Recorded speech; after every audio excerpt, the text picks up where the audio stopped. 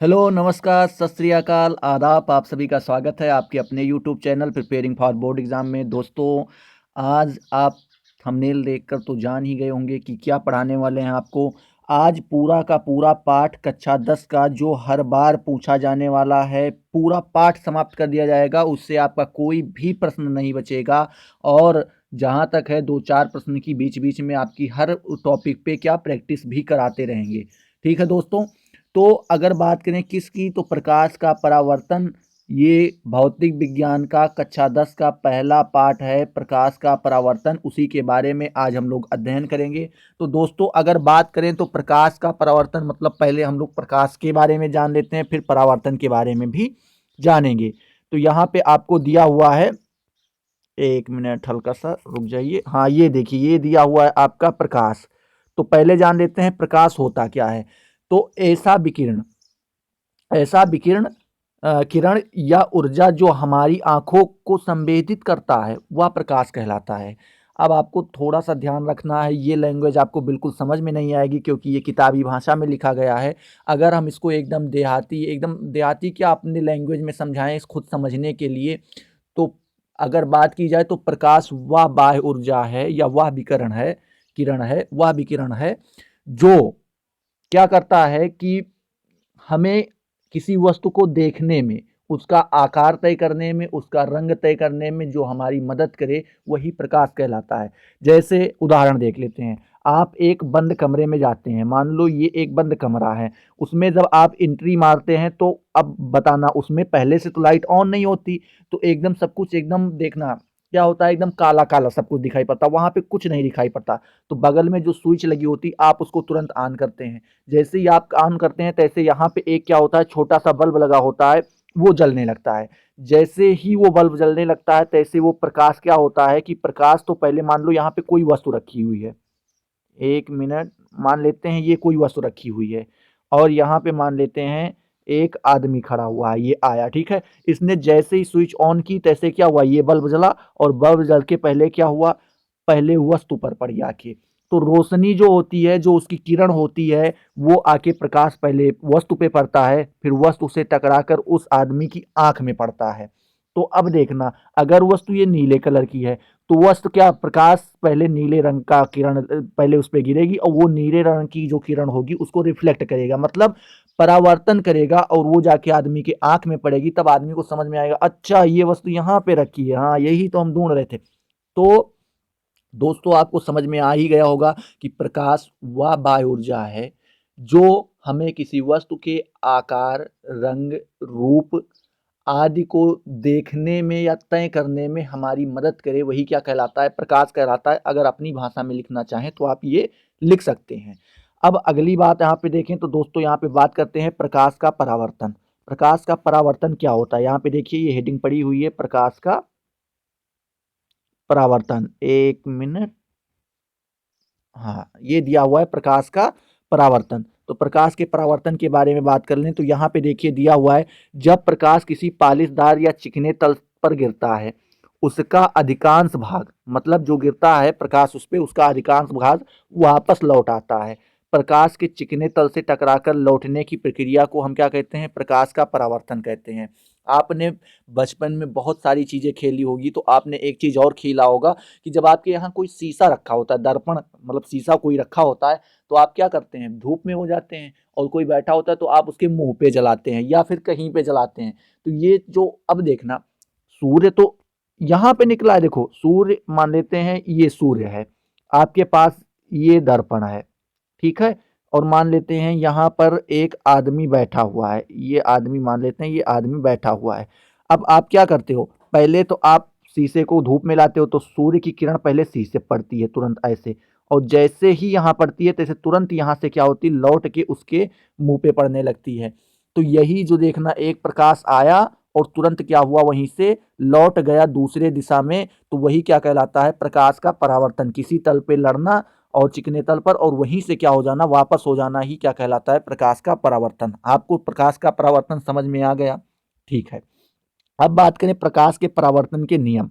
अब इसमें दो नियम होते हैं, आप यहाँ पे देख रहे होंगे, ये वाली हेडिंग पढ़िए, प्रकाश के परावर्तन के नियम। तो परावर्तन के कितने नियम होते हैं, तो परावर्तन के दो नियम होते हैं। नंबर एक, यहां पे देखिए दिया हुआ है नंबर एक, ये नंबर एक, इस पे देखिए दिया हुआ है आपतित किरण, पढ़ना पूरा ध्यान से। आपतित किरण आपतन बिंदु पर अभिलंब, आपतित किरण आपतन बिंदु पर अभिलंब तथा परावर्तित किरण तीनों एक ही तल पर होते हैं।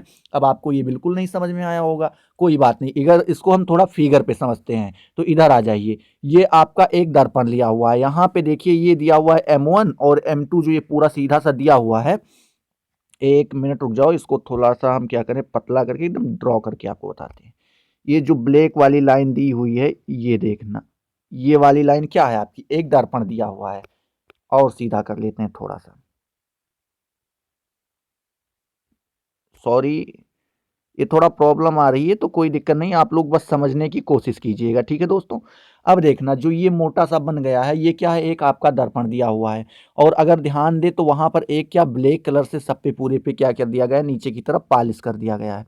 तो अब जब नीचे की तरफ पॉलिश हो गया है दोस्तों, तो फिर क्या होगा, ऊपर वाला चिकना हो जाएगा, मतलब ऊपर, हाँ शीशा बन जाएगा, ऊपर वाले हिस्से में किरण आएगी।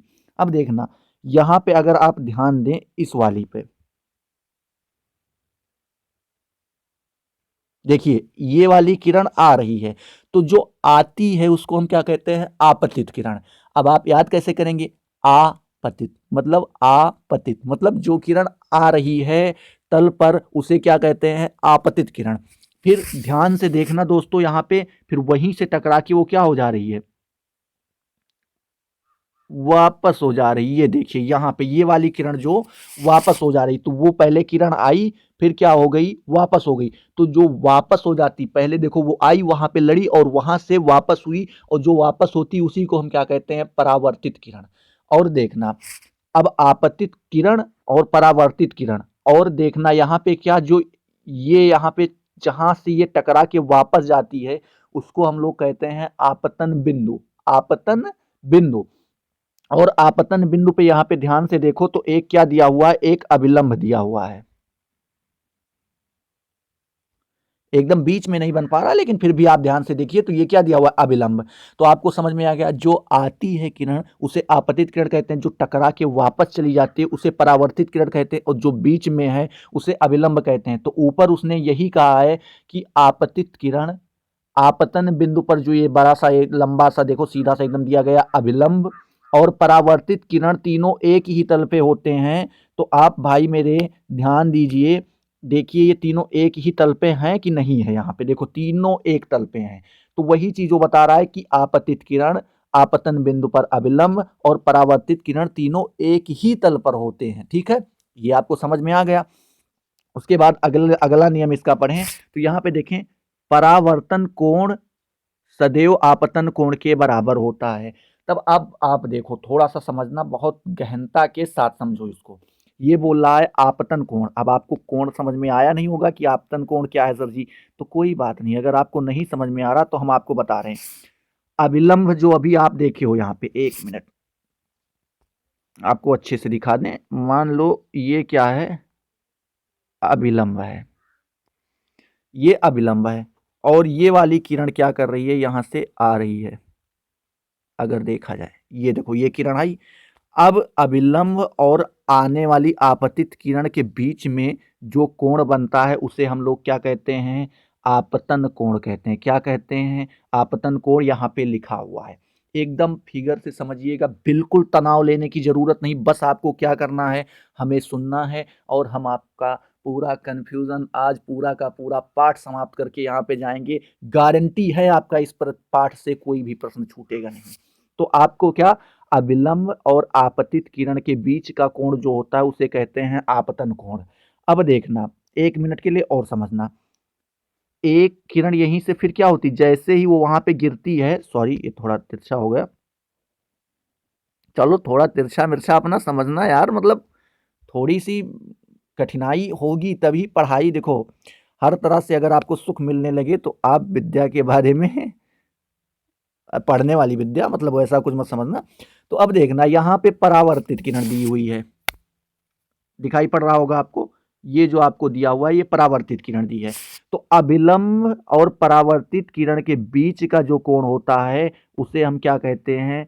परावर्तित कोण कहते हैं। आपतन आपतित किरण और अभिलंब के बीच जो होता है उसे आपतन कोण कहते हैं। परावर्तित किरण और अभिलंब के बीच में होता है उसे परावर्तित किरण कहते हैं। आपको समझ में आ गया?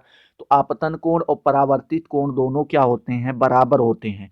अगर आपसे कहा जाए दोस्तों कि ये वाला जो कोण है, ये वाला, ठीक है, आपतन कोण अगर आपसे कहा जाए कि 30 डिग्री है, कितना है? 30 डिग्री है, तो मेरे भाई आपको तुरंत बता देना है। अगर आपसे पूछे कि परावर्तित किरण कितनी होगी, परावर्तित कोण कितना होगा, तो आपको कुछ नहीं, तुरंत बता देना कि ये भी 30 होगा। इसका नियम हमने अभी अभी क्या किया है? पढ़ा है कि परावर्तन कोण तथा आपतन कोण, परावर्तन कोण तथा आपतन कोण क्या होते हैं? सदैव बराबर होते हैं। समझ में आया?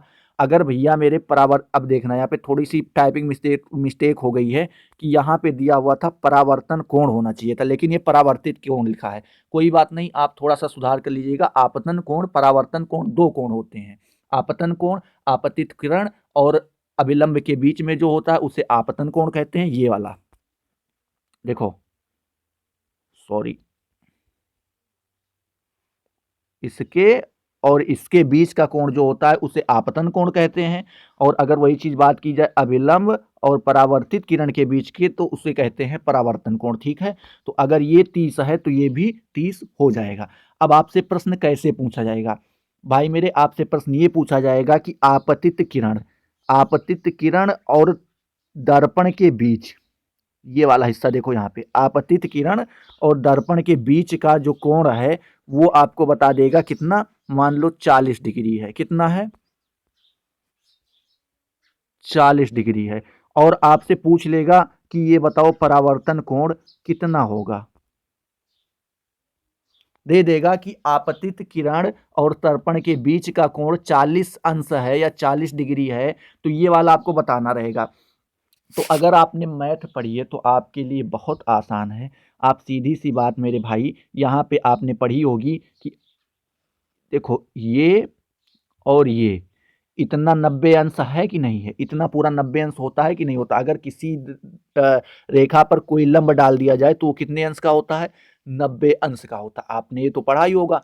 तो अगर मेरे भाई समझो यहाँ पे 40 अंश इतना निकल गया, ये इतना जो है, ये वाला हिस्सा इतना, इतना हिस्सा ये 40 अंश आपका निकल गया, तो बचा कितना? इतना बचा। और टोटल होता कितने का है? 90 का है। अगर ये आपका 40 निकल गया तो बचा ये वाला कितना हो जाएगा? ये आपका ऑटोमेटिक 50 अंश हो जाएगा। अब जब 50 अंश ये हो जाएगा तो अभी हमने पढ़ा है कि आपतन कोण और परावर्तन कोण दोनों क्या होते हैं? बराबर होते हैं। तो अगर 50 अंश का ये हो गया तो 50 अंश का ये भी हो जाएगा। समझ में आ गया? आपसे इसी तरह से पूछ लेगा, चाहे ये इस वाले साइड यहाँ पर भी दे सकता है, आपको यहाँ पर भी दे सकता है। कहेगा कि ये वाला कोण मान लो 30 अंश का है, तो ये वाला कोण बताओ। तो कोई बात नहीं, अगर 30 का ये है और ये पूरा 90, एक मिनट, ये पूरा 90 का होता है, ये वाला 30 का है, तो ये बीच वाला कितने का हो जाएगा? 60 का हो जाएगा। जब ये 60 का, तो ये भी कितने का हो जाएगा? 60 अंश का। तो आपको बताने में अब कोई दिक्कत होगी? नहीं होगी। चलिए कोई बात नहीं, आगे बढ़ते हैं। अब बात करें गोलीय दर्पण की। ये वाला हिस्सा पढ़ो, यहाँ पे दिया हुआ है गोलीय दर्पण।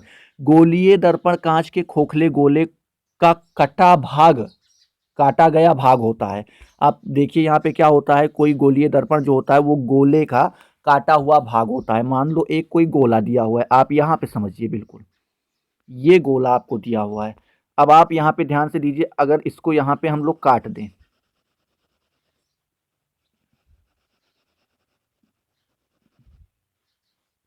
एक मिनट, ये देखो कट रहा है। इसी तरह से हमने क्या किया, इसको काट दिया। एकदम समझना, कोई दिक्कत मत लेना, कोई तनाव लेने की जरूरत नहीं है। अब देखना, दो भाग कट गया, नहीं कट गया? दो भागों में। तो गोलीय दर्पण देखो, गोलीय दर्पण कांच के खोखले गोले का काटा गया भाग होता है। इसके एक तल पर पारे तथा लाल ऑक्साइड का क्या कर दिया जाता है? लेप होता है। तथा दूसरे तल पर क्या होता है? दूसरा तल परावर्तन होता है। गोलीय दर्पण दो प्रकार के होते हैं। अब देखना कैसे दो प्रकार के होते हैं। तो अगर कोई भी गोले को बीच से आप काटोगे तो उसमें से आपको जाहिर सी बात है दो निकलेंगे। एक तो यहाँ पे देखो, अगर आप ध्यान से देखो तो एक ये वाला आपका निकल आया, ये वाला हिस्सा, और एक ये वाला हिस्सा निकल आया। अब दो हिस्से निकल आए। हमेशा याद रखना जो कलई किया जाता है या फिर जो पॉलिश की जाती है वो हमेशा किस साइड की जाती है, आपके दाहिने साइड की जाएगी। तो यानी इसमें किस साइड की जाएगी, तो इसमें इस साइड की जाएगी, और इसमें भी इसी साइड की जाएगी, क्योंकि दर्पण के हमेशा दाहिने साइड ही क्या किया जाता है, पॉलिश किया जाता है। तो अब देखना, अगर मान लो कि यहाँ पे हम क्या कर देते हैं, पॉलिश भी कर देते हैं, इसको थोड़ा ब्लू कलर से ही कर देते हैं, चलो देख ठीक है। इसको हमने क्या कर दिया, दाहिने तरफ इसके पॉलिश कर दिया, ठीक है, और इसके भी दाहिने तरफ पॉलिश कर दिया।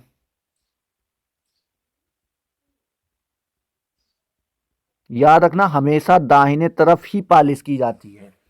अब देखना, एक में तो देखो बाहर की तरफ हो गया, मतलब जिस तरफ उसका मुंह निकला हुआ था उस तरफ पॉलिश हो गया, और एक में अगर ध्यान से देखो तो यहाँ पे ये देखो इसमें बाहर की तरफ पॉलिश हो गया है, और इसमें जिस तरफ धंसा हुआ मुंह है उसका उस तरफ हो गया है। तो अब देखना, जो धंसे वाले मुंह के तरफ होता है इसे कहते हैं उत्तल दर्पण। क्या बोलते हैं, एक मिनट, इसे बोलते हैं उत्तल दर्पण। और जो बाहर की तरफ मतलब पॉलिश होता है और अंदर तरफ से कांच दिखाता है, वहां पे परिवर्तन होता है, तो उसे बोलते हैं अवतल दर्पण। क्या बोलते हैं, अवतल दर्पण। आपको दो चीज समझ में आ गई मेरे भाई, समझ में आ गई। अगर आपसे कोई एक चीज दे दे, मान लो एक मिनट के लिए कि मैं आपको एक देता हूं यहाँ पे, ये देखो, ये दिखाई पड़ रहा है आपको, दिखाई पड़ रहा है, कोई अच्छी बात है अगर दिखाई पड़ रहा है, क्योंकि दिखाना ही तो है तभी तो आप समझ पाओगे। मान लेते हैं, देखना,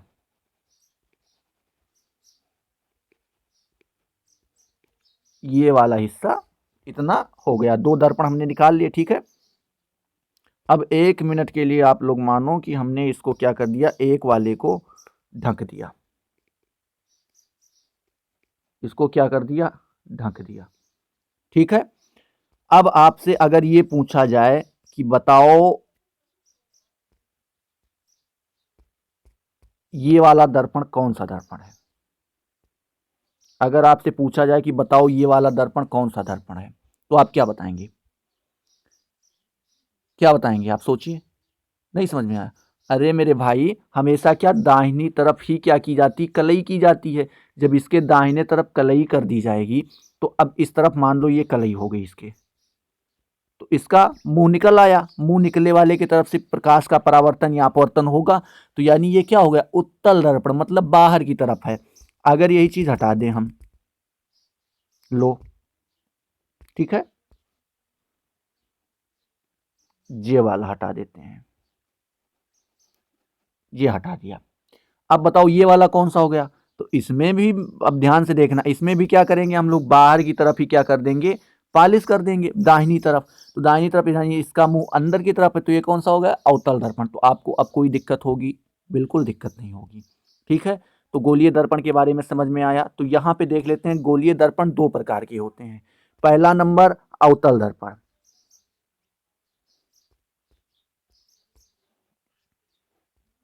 ये वाला हिस्सा पढ़ो, क्या, अवतल दर्पण।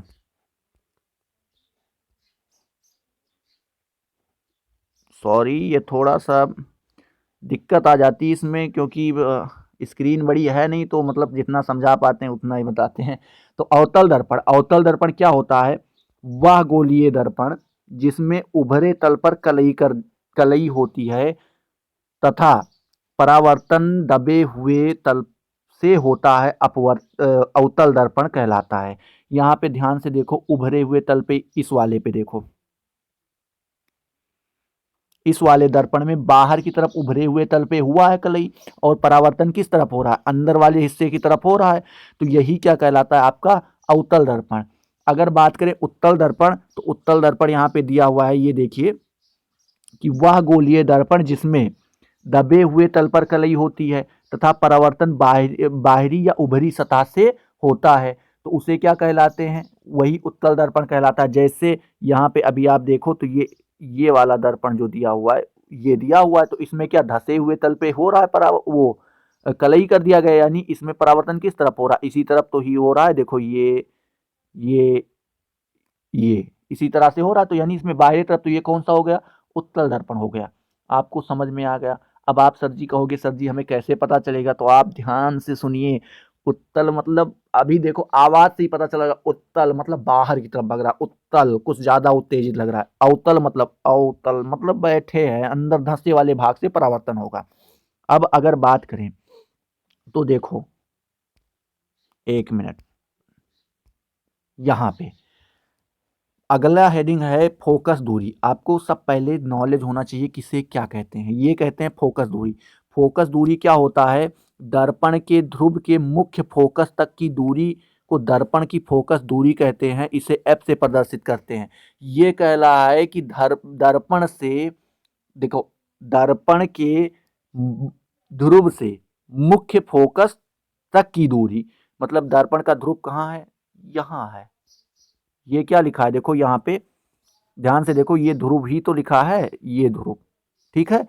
तो दर्पण के ध्रुव से कहां तक, मुख्य फोकस तक। ये देखो मुख्य फोकस जो बड़े एफ से लिखा गया है यहाँ पे, यहां तक के इन दोनों की जो ये बीच की दूरी है, कहां से, ये वाली दूरी क्या कहलाता है, फोकस दूरी कहलाती है। और इसको किससे, तो स्मॉल एफ से हम लोग इसको प्रदर्शित करते हैं। एकदम ध्यान से याद रखिएगा। तो आपको कोई दिक्कत होगी अब मेरे भाई, दिक्कत तो नहीं होनी चाहिए, क्योंकि अगर उत्तल दर्पण की बात करें, उत्तल मतलब अवतल की तो बता ही दिए, उत्तल की अगर पूछे तो यहाँ पे देखो ये ध्रुव दिया हुआ है, ये आपका फोकस मुख्य फोकस दिया हुआ है, और इन्हीं के बीच के दूरी को हम लोग क्या कहते हैं, इसी के बीच के दूरी को हम कहते हैं फोकस दूरी, मतलब स्मॉल एफ। ठीक है, कोई दिक्कत यहाँ तक समझ में आ गया। तो अगर बात की जाए नोट, यहाँ पे देखिए एक नोट दिया हुआ है, इसको आपको पढ़ना रहेगा। ये सब बहुविकल्पीय प्रश्न बन जाते हैं। इसमें पूछ लेगा समतल दर्पण की फोकस दूरी कितनी होती है, तो समतल दर्पण की फोकस दूरी अनंत होती है हमेशा। क्या होती है, अनंत होती है हमेशा। ये आपको क्या करना है, याद रखना है। तो आपने देखा, अब देखना, ये आपका ध्रुव है, यहाँ पे आप देखिए मुख्य सी जो लिखा है इसको कहते हैं क्या, केंद्र, वक्रता केंद्र इसे कहते हैं। जैसे कोई भी गोला हो, एक मिनट के लिए मान लेते हैं कि मान लो ये वाला गोला आपका दिया गया, ठीक है, इसमें मान लेते हैं ये वाला गोला आपको क्या कर दिया गया, दे दिया गया, और इसमें से ये वाला हिस्सा क्या करते हैं, थोड़ा काट देते, नहीं काटते नहीं अभी, रुक जाओ, ये हो गया, ठीक है। और इसी में एक क्या कर दी गई, ये मान लेते हैं इसका क्या है, केंद्र है, ठीक है, ये क्या है, इसका केंद्र है, और केंद्र ये मानो, ठीक है। कोई दिक्कत यहाँ पे, बिल्कुल आराम से और अच्छे से समझना। और फिर क्या करते हैं, इसको काट देते हैं, लो,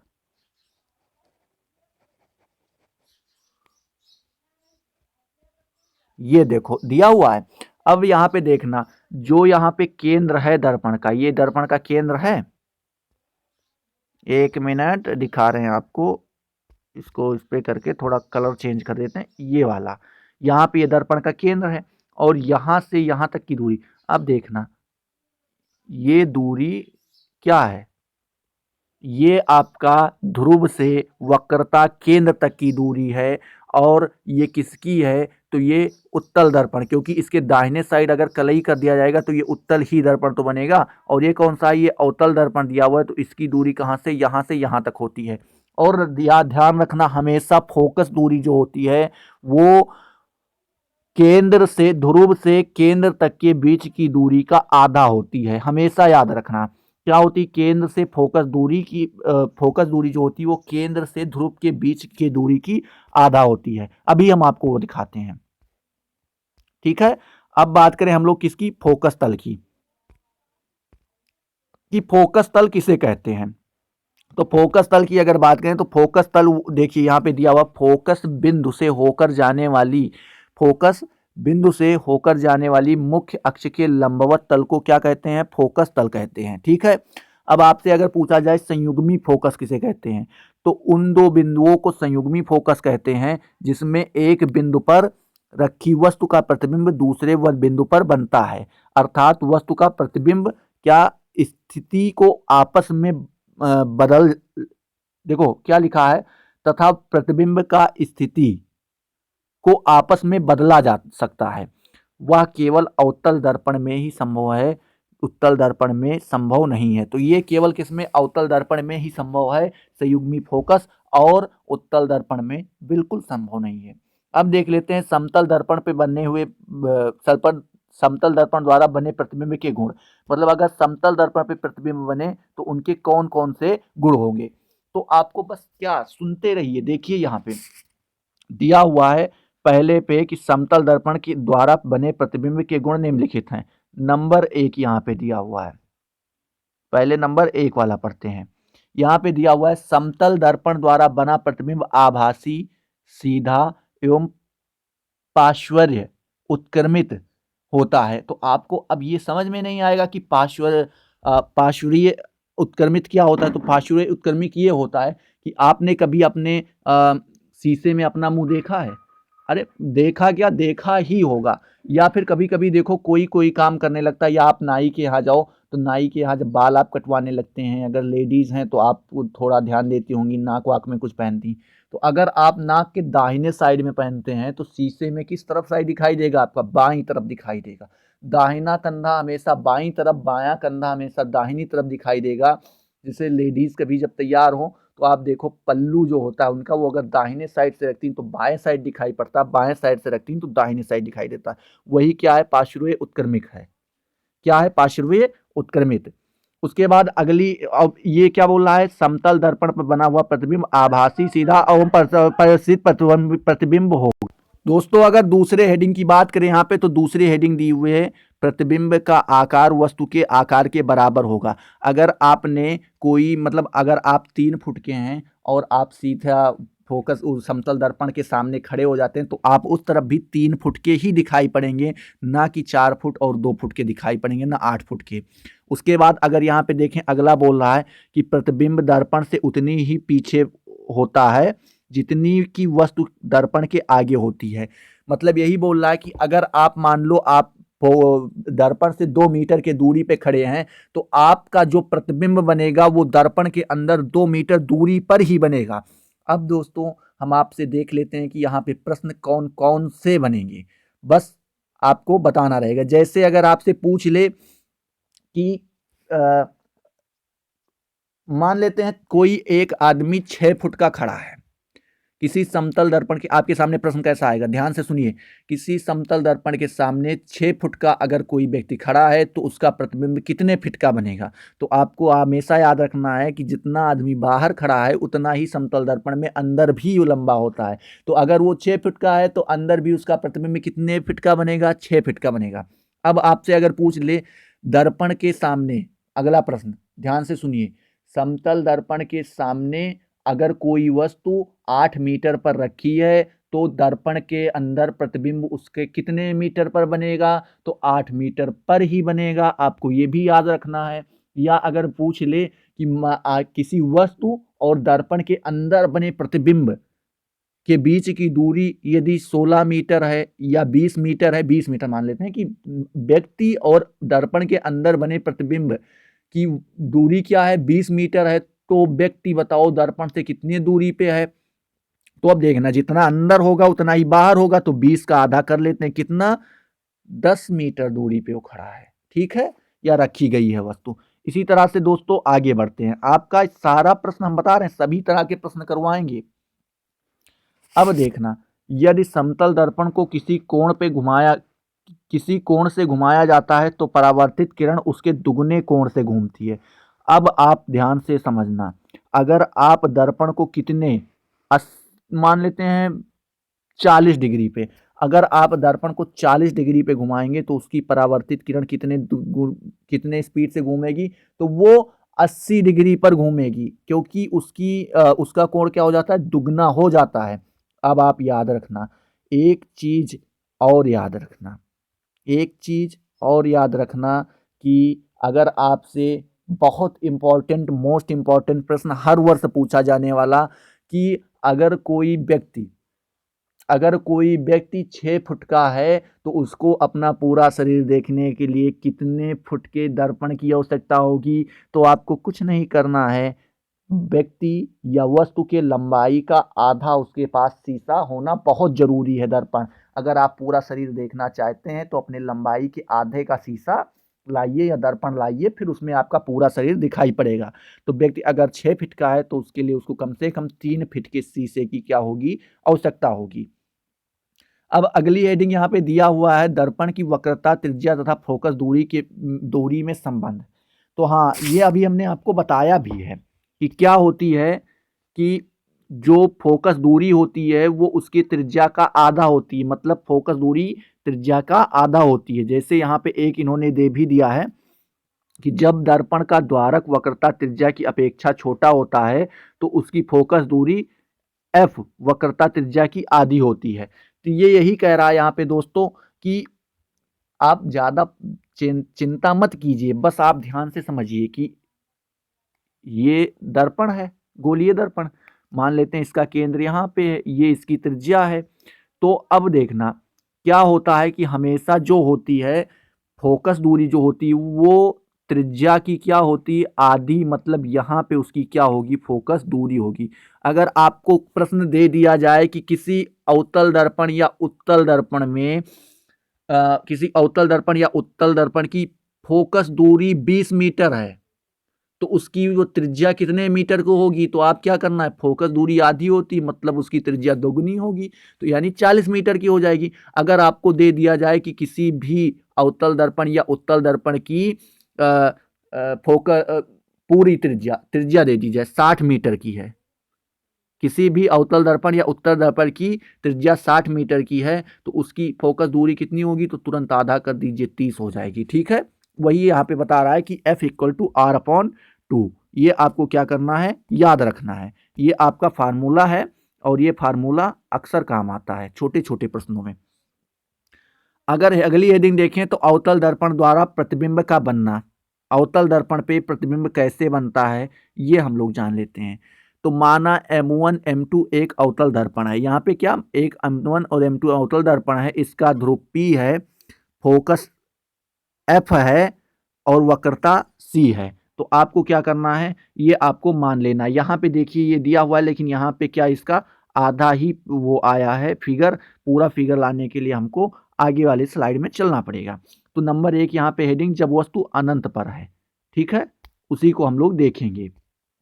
यहाँ पे देखिए जब वस्तु अनंत पर है तो उसी तरह से आपको देखना रहेगा कि जब वस्तु अनंत पे है तब उसके साथ क्या होगा। प्रतिबिंब की स्थिति वास्तविक उल्टा वस्तु से छोटा तथा फोकस पर स्थित होता है। अब आप देखना कोई वस्तु है, ये वाली वस्तु आपको दी गई है, ये तो दर्पण आपका दिया गया है, आप इतना तो समझ ही जाएंगे। ये दर्पण दिया हुआ है, इस तरफ इसके क्या कर दिया गया है? कलई कर दिया गया, ये भी आप समझ जाएंगे। उसके बाद ये वस्तु दी गई है, ठीक है, हटा देते हैं। ये वस्तु आपको दी गई है, वस्तु से देखिए एक किरण तो ये आ रही है ये, और एक किरण ये आ रही है। तो हमेशा याद रखना कि जब वस्तु फोकस से होकर लौटे, जब वस्तु फोकस से होकर जाए, वो क्या कहते हैं, जब किरण फोकस से होकर जाती है, जैसे आपको यहाँ पे ध्यान से देखिए, केवल इस वाले पे ध्यान दीजिएगा बड़े अच्छे से, 1 मिनट, ये वाला,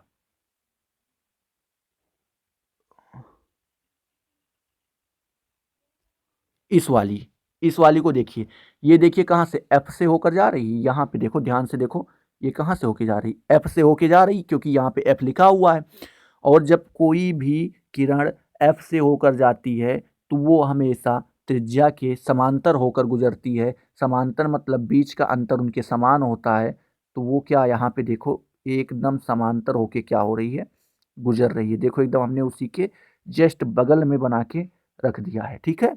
ये कहाँ से? एकदम बगल से होकर गुजरेगी, ये आपको हमेशा याद रखना है। तो फोकस दूरी थी, फोकस दूरी पे आई, तो अब ये किससे बगल के, एकदम बगल में होकर गुजरेगी। लेकिन लेकिन लेकिन लेकिन लेकिन लेकिन ध्यान पे यहाँ पे ये रखना है कि जब कोई भी किरण कहाँ से एकदम फोकस केंद्र से होकर आए, वक्रता केंद्र से होकर आए, तो वो कहीं और से नहीं उसी वक्रता केंद्र से फिर क्या हो जाती है, वापस हो जाती है। तो अब देखना, जहां पर ये दोनों काटेंगी वहीं पर उसका प्रतिबिंब बनेगा। अब देखना, ये वाली आई यहाँ पे गई एकदम समांतर उसके, ये वाली रेखा देखो यहाँ पे आई, यहाँ से चली यहाँ पे आई, और ये वाली जिस वाले पे आई और वहीं से लौट गई। तो अब दोनों देखो काट कहाँ रही, तो दोनों काट जो रही हैं वो यहाँ पे काट रही हैं।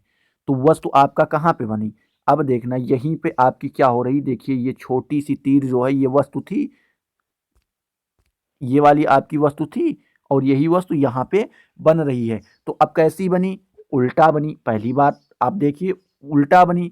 अगर दर्पण के सामने ही बन रही, जिस तरफ दर्पण है और उसी तरफ बन रही, तो वास्तविक बनी।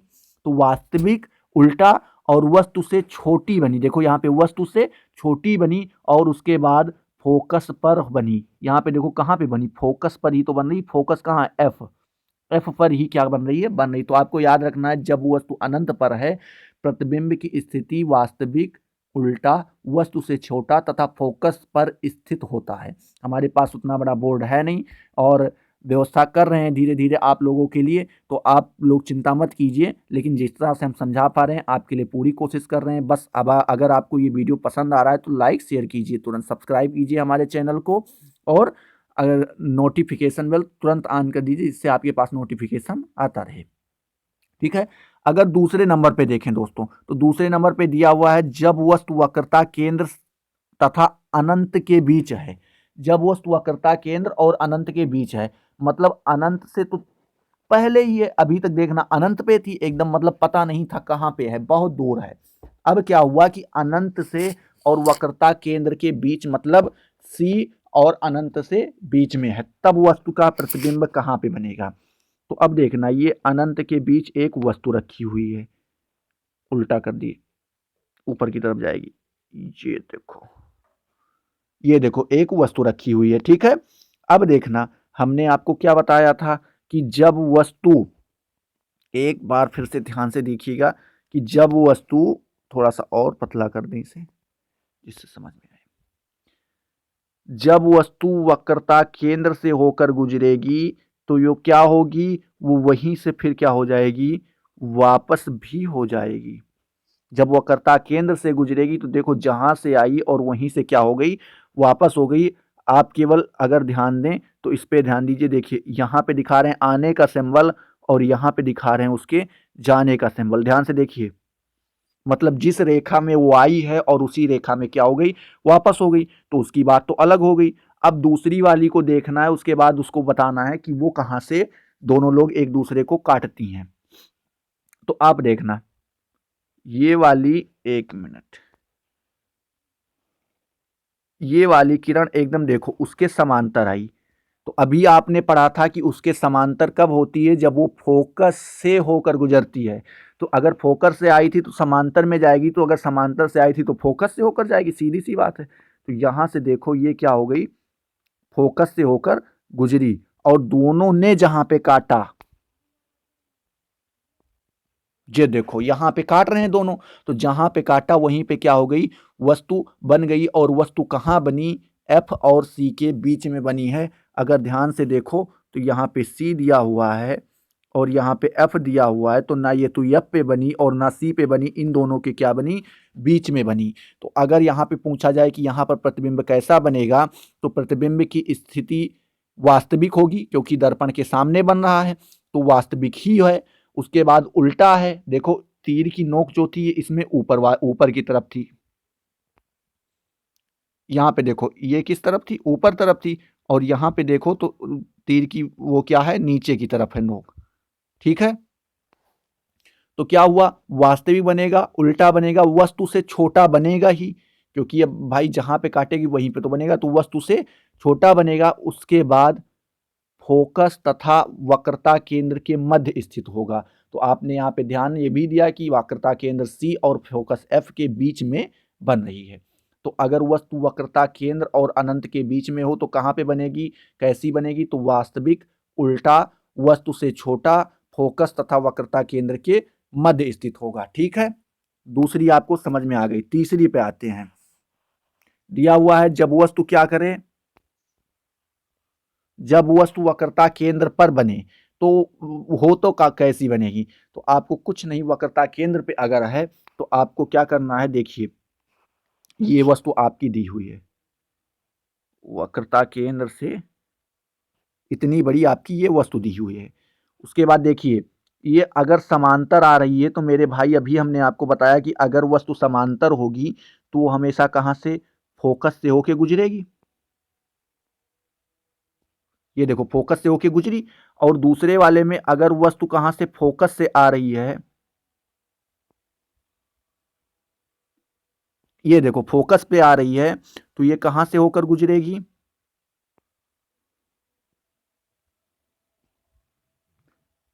उसके समांतर होके गुजरेगी। आपको तो ये पता है अगर फोकस से आ रही तो समांतर से होके गुजरेगी, और समांतर से आ रही तो फोकस से होके गुजरेगी। ये आपको एग्जिट और एंट्री का पता चल गया। तो अब देखना आपको क्या ध्यान देने की जरूरत है यहाँ पे। तो ये दोनों कहां पे काट रही हैं एक दूसरे को, यहां पे देखिए, देखो डॉट बी पे काट रही है, बी डॉट पे। तो अब देखना वस्तु कहां पे बनी, एकदम वक्रता केंद्र पर ही बनी, उसी के सामने बनी है। ठीक है, और कहां, अब इसके अगर देखें तो इसका क्या होगा, तो यहां पे दिया हुआ है प्रतिबिंब की स्थिति वास्तविक होगी, दर्पण के आगे बन रही तो वास्तविक है, उल्टा होगी, तीर की नोक इस तरफ ऊपर थी, यहां पे देखो, यहां पे देखो ये ऊपर है कि नहीं है, इसमें नोक ऊपर थी और इसमें नोक नीचे वाले में नीचे है।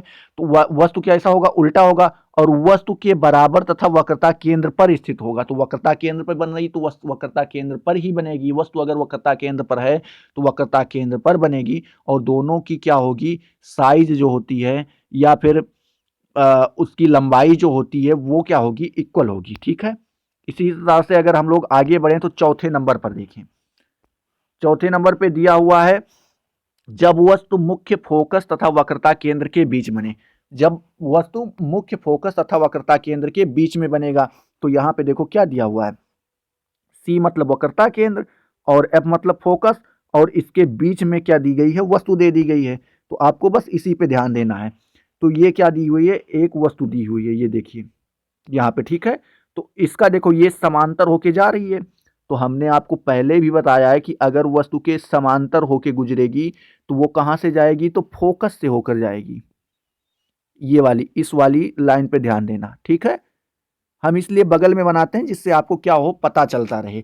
तो आपको उस वाले पे ध्यान देना, वो वहां से गई और वहां से फोकस से होके लौट आई। और वही चीज हमने फिर आपको बताया है कि अगर समांतर है तो फोकस से होकर जाएगी, और अगर फोकस है तो फिर कहां से होकर जाएगी, फिर वो समांतर से होकर जाएगी। तो अब देखना केवल आप दो उस पे फोकस कीजिए, एक तो इस वाली पे और दूसरी किस वाली पे, जो दोनों लौट रही हैं केवल उसी पे आपको क्या करना है, फोकस करना है। एक मिनट थोड़ा इधर हो जाए, हाँ देखो एक दूसरे को कहां पे काट रही हैं। तो अगर आपने एक चीज नोटिस किया, अगर अनंत और वक्रता केंद्र के बीच में थी तो फोकस और वक्रता केंद्र के बीच में बन रही थी, और अगर वस्तु फोकस और वक्रता केंद्र के बीच में है तो वस्तु कहाँ बनेगी, अनंत और वक्रता केंद्र के बीच में बनेगी। तो इसके कंडीशन को हम पढ़ लेते हैं। तो यहाँ पे दिया हुआ है प्रतिबिंब की स्थिति वास्तविक होगी, सामने बन रही तो वास्तविक होगी, उल्टा होगी क्योंकि इसमें सभी चीजें अभी तक उल्टा हुई तो ये भी उल्टा बनेगा, वस्तु से बड़ा बनेगा। अब वस्तु से क्या होगा, बड़ा बनेगा, तथा वक्रता केंद्र व अनंत के मध्य स्थित होगा, क्योंकि अभी आपने कुछ देर पहले पढ़ा था कि वक्रता केंद्र और अगर अनंत के बीच वस्तु है तो वो कहाँ पे बनती है, फोकस के और केंद्र, वक्रता केंद्र के बीच बनती है। तो अगर इस बार वक्रता और फोकस के बीच में है तो अगली बार मतलब कहाँ पे बनेगा, तो ये जाके बनेगा अनंत और वक्रता केंद्र के बीच।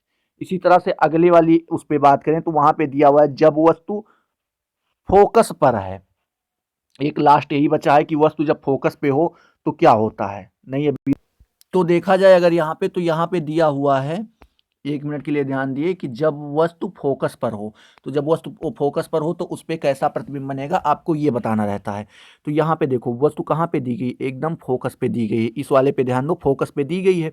तो इसका जो एक वो है किरण है वो देखो कहाँ से समांतर होके जा रही है। तो हमने आपको बताया अगर वो समांतर होगी तो वो कहाँ से, फोकस से होके गुजरेगी, ये देखो ठीक है।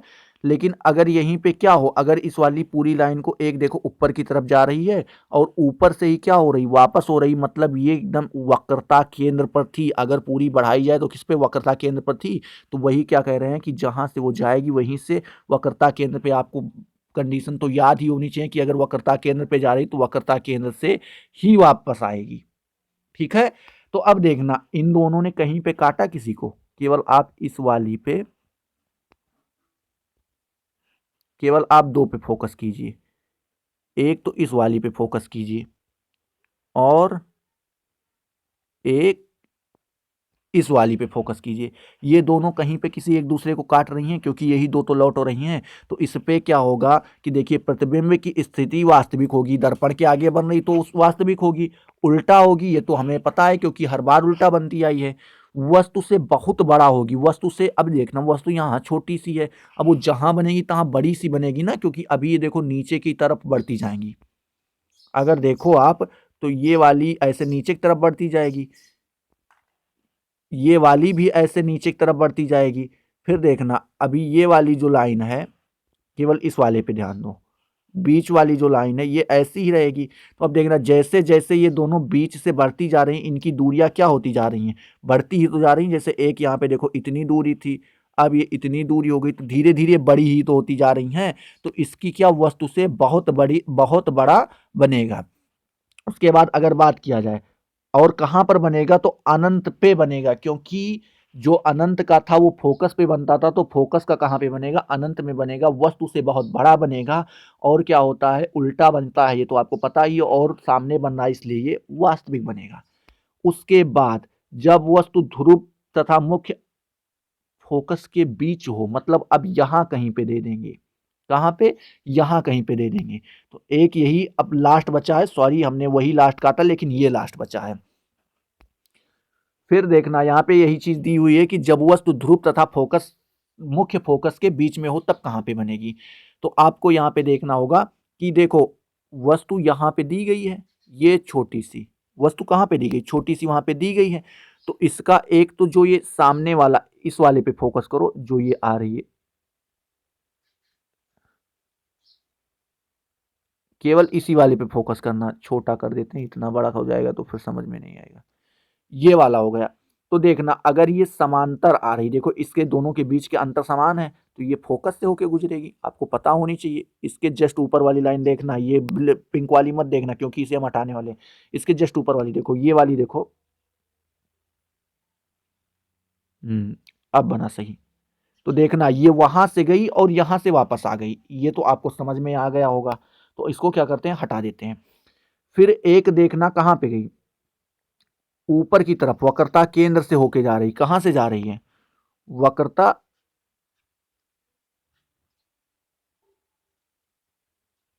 केंद्र से जा रही, ठीक है। और कहां पे, फिर वक्रता केंद्र पे टकरा के वापस आ जाएगी। और देखना इन दोनों की बीच की दूरी जो है ये बढ़ती ही जा रही है, ना कि घटती जा रही है। तो ये कभी मिलेंगे तो है नहीं, सामने तो कभी नहीं मिलेंगे, ये आपको एकदम कंफर्म पता है। जब सामने ये कहीं नहीं मिलेंगे तो यानी इसके पीछे मिलेंगे। तो इसके पीछे देखो एक, ध्यान से देखना, ये जो किरण जो है लौट जहां से रही है, इस वाली को अगर देखा जाए पीछे की तरफ मिलाया जाए तो ये यहाँ पे मिलेंगी। मतलब इसका वस्तु, इसकी प्रतिबिंब, इसका प्रतिबिंब कैसा बनेगा। अब देखना केवल आप दो चीजों पे फोकस करो कि इसकी भी नोक ऊपर की तरफ है और इसकी भी नोक ऊपर की तरफ है, यानी इसमें वस्तु कैसी बनेगी, सीधा बनेगी। इसमें वस्तु कैसी बनेगी, सीधा बनेगी। और देखना दर्पण के पीछे बन रही है, दर्पण के पीछे बन रही है तो ये कैसी होगी, आभासी होगी। तो यहाँ पे देखो अगर इसकी कंडीशन देखी जाए तो यहाँ पे दोस्तों दी हुई है प्रतिबिंब की स्थिति आभासी होगी, सीधा होगा, वस्तु से बड़ा होगा, दर्पण के पीछे स्थित होगा। ठीक है, ये आपको याद रखना है। अब इसी तरह से अगर बात करें तो उत्तल दर्पण द्वारा प्रतिबिंब का बनना, अगली हेडिंग आपकी क्या है, उत्तल दर्पण द्वारा प्रतिबिंब का बनना। तो इसमें भी मान लेते हैं, माना M1 M2 क्या है, उत्तल दर्पण है, उसका ध्रुव P है। यहाँ पे ध्रुव देखो यहाँ पर भी P था, वहां पर भी P है। फोकस दूरी F है, फोकस दूरी F है तथा वक्रता केंद्र C है। तो आपको ये भी ध्यान में रखना है। उसी तरह से यहाँ पे स्टार्ट करते हैं। तो उत्तल दर्पण में ये वाला आपका हिस्सा दिया गया है। इसमें अगर देखा जाए तो इसमें तो आपको एक चीज हमेशा याद रखना है कि इसमें वस्तु हमेशा पीछे के ही तरफ बनेगी, क्योंकि इसका उभरा हुआ तल जो है, अब देखो आप खुद ही देखो यहाँ पे, ये वस्तु आपकी दी गई है, ठीक है, ये आपकी वस्तु है। और उसके बाद यहाँ पे अगर देखा जाए तो ये इसकी क्या है, एकदम इसके नीचे वाली हेडिंग देखना, वो नीचे वाली हिस्सा, रुको 1 मिनट, अरे भाई हो जाओ सीधा, ये देखो इसके हल्का सा ऊपर देखो, वो वाला हिस्सा यहाँ पे आ रहा है और लड़के कहाँ चला जा रहा है, ऊपर की तरफ भग जा रहा है, ठीक है। दूसरा वाला हिस्सा यहाँ पे लड़ रहा है और यहीं से वापस चला जा रहा है। ये वाला हिस्सा देखो, ये यहीं पे आ रहा है और यहीं से क्या हो जा रहा है, वापस हो जा रहा है। तो अब ये अगर ऊपर की तरफ भगेगा, ये इस तरफ भगेगा, तो ये दोनों कभी मिलना इन दोनों का संभव है, कभी संभव नहीं है। तो जब इस तरह से भगम भगाई होगी तो मिलेंगे तो है नहीं इस तरह से, तो इनको मिलाने के लिए क्या हम लोग पीछे देखते हैं। जैसे अब हम लोग क्या करेंगे, समांतर है ये, देखो एकदम समांतर है कि नहीं, इसके एकदम समांतर है, देखो इसके समांतर है नहीं कि एकदम बराबर पे है।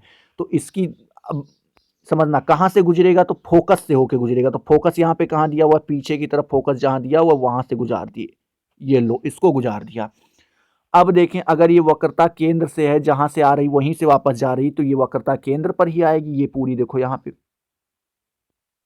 जे वाली, ठीक है। और उसके बाद यहीं पे अगर आई तो यहीं से क्या हो जाएगी, वापस हो जाएगी। तो आप केवल दो चीज पे फोकस करो कि ये वाली दोनों जो वापस जा रही, देखो ये वापस जा रही है एक, और एक ये वापस आ रही, तो ये दोनों कहाँ काट रही हैं, तो ये दोनों यहाँ पे काट रही हैं एक दूसरे को। कहाँ पे काट रही हैं, तो यहाँ काट रही हैं एक दूसरे को।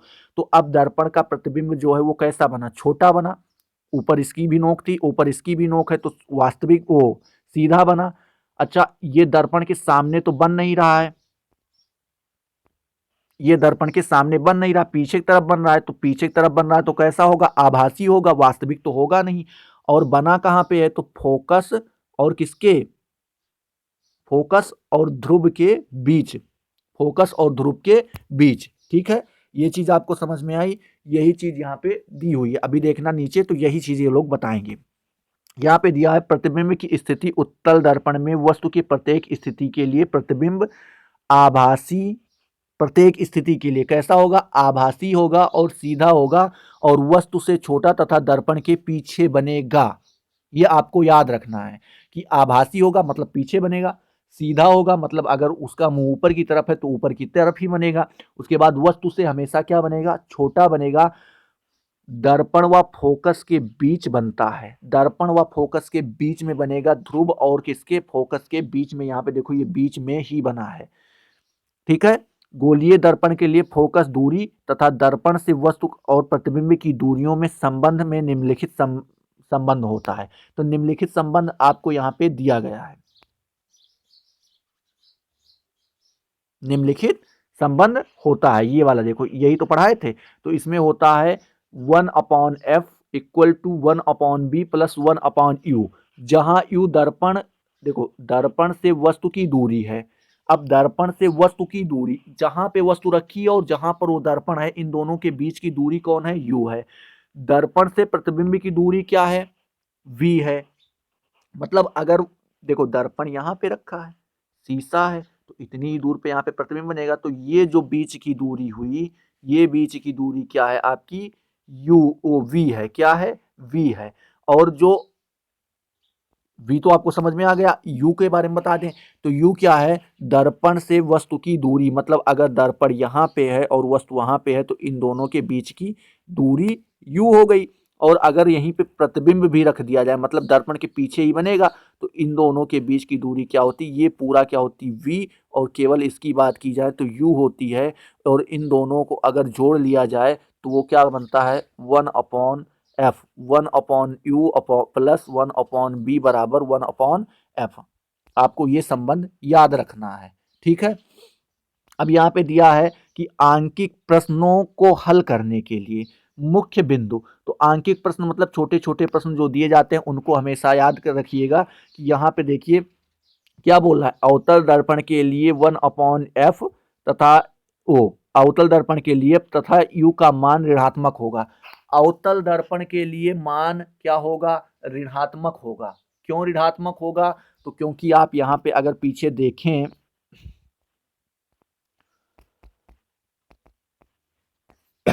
एक मिनट, ये देखो अवतल दर्पण दिया हुआ है, तो अब जिस तरफ से रेखा आई, किरण आई, उसी तरफ वापस हो रही है। तो जब वापस हो रही तो यानी इसका मान क्या, माइनस में ही तो जाएगा मेरे भाई। लेकिन यहाँ पे देखो जो वस्तु यहाँ पे आ रही वो आगे जा रही, जो वस्तु आ रही वही क्या जा रही, आगे बढ़ रही है। तो इसका मान हमेशा किस में होगा, पॉजिटिव में, और इसका मान हमेशा किस में होगा, तो निगेटिव में। आपको ये क्या करना है, याद रखना है, ठीक है, याद रहेगा, कोई दिक्कत, तो हमेशा माइनस में होगा। यदि अवतल दर्पण में प्रतिबिंब दर्पण के पीछे बनता है तो b का मान धनात्मक हो जाएगा। मतलब अवतल दर्पण ऐसे ही तो होता है, बाहर की तरफ कल ही होता है, तो अगर इसके पीछे बनेगा तो इसका मान क्या होगा, धनात्मक होगा, और अगर आगे बनेगा तो किस में हो जाएगा, माइनस में जाएगा, ठीक है। तथा दर्पण के सामने बनने पर b का मान क्या होगा, ऋणात्मक होगा, ठीक है। और b हमने अभी आपको बताया कि b क्या है, दर्पण और प्रतिबिंब के बीच की दूरी है। उसी तरह से अगर ये देखा जाए दोस्तों, तो यहाँ पे और कुछ दिया हुआ है कि उत्तल दर्पण के लिए f का मान धनात्मक होगा। उत्तल, ओ सॉरी, थोड़ा सा हिचकी आ गई।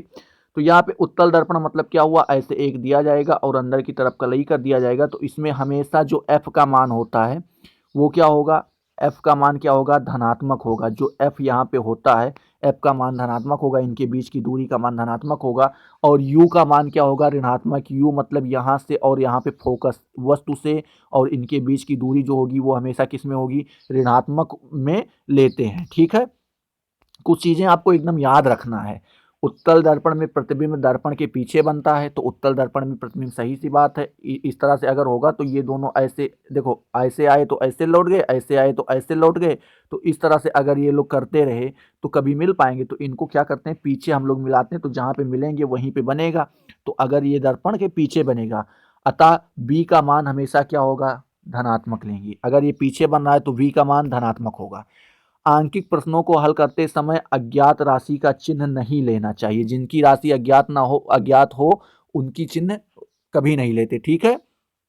अब देखिए रेखीय आवर्धन के बारे में आपको यहाँ पे कुछ बताया गया है। तो रेखीय आवर्धन के बारे में, वस्तु के प्रतिबिंब के आकार की लंबाई आई, वस्तु के प्रतिबिंब के आकार की लंबाई आई तथा वस्तु के आकार की लंबाई ओ का अनुपात रेखीय आवर्धन कहलाता है। रेखीय आवर्धन किसे कहते हैं, तो वस्तु के प्रतिबिंब की आकार और तथा वस्तु का आकार, दोनों की आकार। पहले तो वस्तु मतलब जो चीज यहाँ पे, मान लो कोई चीज, ये आदमी है, ये खड़ा है यहाँ पे, इसका आकार और जो शीशे में इसके पीछे बनेगा या आगे जहाँ कहीं भी बनेगा, इन दोनों का आकार क्या होंगे, इन दोनों के आकार क्या होंगे, अनुपात में रख दिए जाएंगे। जैसे मान लो ये 3 मीटर का है, ये भी 3, ये मान लो 4 मीटर का है, तो 3/4 क्या हो गया, इसका आवर्धन हो गया। यम इक्वल टू 3/4, ये आपका क्या हो गया, आवर्धन हो गया। यहाँ पे आपको याद रखना है ये वाला पॉइंट कि m इक्वल टू क्या हो जाएगा,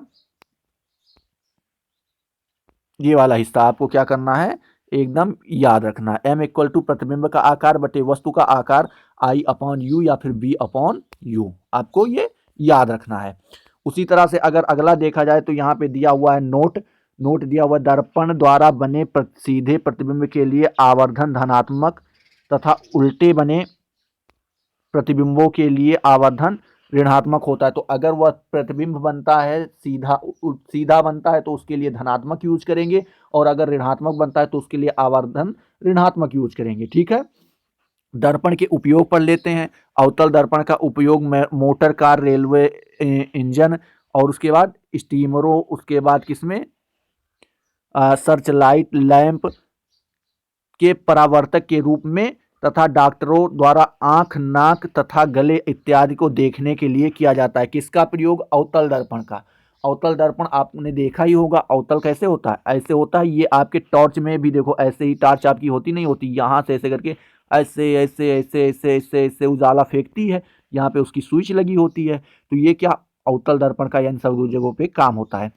उत्तल दर्पण का काम, उत्तल दर्पण का उपयोग गली तथा बाजार में लगे लैंपों के ऊपर किया जाता है। ऊपर आप देखते होंगे एक ऐसे करके लगा रहता है, यहाँ पे ऐसे ऐसे ऐसे जलता है, तो वहां पे क्या करते हैं हम लोग, उत्तल दर्पण का प्रयोग करते हैं। उत्तल दर्पण मतलब ऐसे रहेगा, ऐसे रहेगा, ये ऐसे ऐसे ऐसे उजाला फेंकेगा, ये ऐसे लगा रहता है, ऐसे लगा नहीं रहता है। तो वो क्या होता है, गली बाजारों के ऊपर जो लगे होते हैं लैंप, उनके लिए लगाया जाता है तथा इनका उपयोग वाहन के पीछे दृश्य देखने के लिए किया जाता है। आप गाड़ी के बैक साइड वाले शीशे को देखें तो उसमें क्या होता है, कोई भी ऐसे साइड वाला शीशा लगा है तो वहां पे जो वस्तु छोटी सी होती है वो क्या, बड़ी सी जो वस्तु होती है उसको छोटी सी दिखाई पड़ती। मान लो ये कार आ रही तो यहाँ पे इतनी छोटी सी ऐसे दिखाई पड़ेगी, अरे ये आ रही है। ठीक है, तो आपको क्या करना है, इतना चीज याद रखना है। एक चीज यहाँ पे छूट रही जो हम आपको बता दें कि अगर कोई व्यक्ति समतल दर्पण के सामने 40 के स्पीड से आएगा तो उसकी स्पीड दर्पण में 80 के स्पीड से दिखाई पड़ेगी, यानी स्पीड क्या हो जाती है, दुगनी हो जाती है। ये भी आपको याद रखना है, क्योंकि जिम उम में यही चीज लगाते हैं। वहां पे अगर आदमी जिम में दौड़ रहा है तो उसको लगता है कि अरे हम तो 60 की स्पीड में दौड़ रहे हैं, लेकिन वो दौड़ कितने में रहा है, 30 में दौड़ रहा है।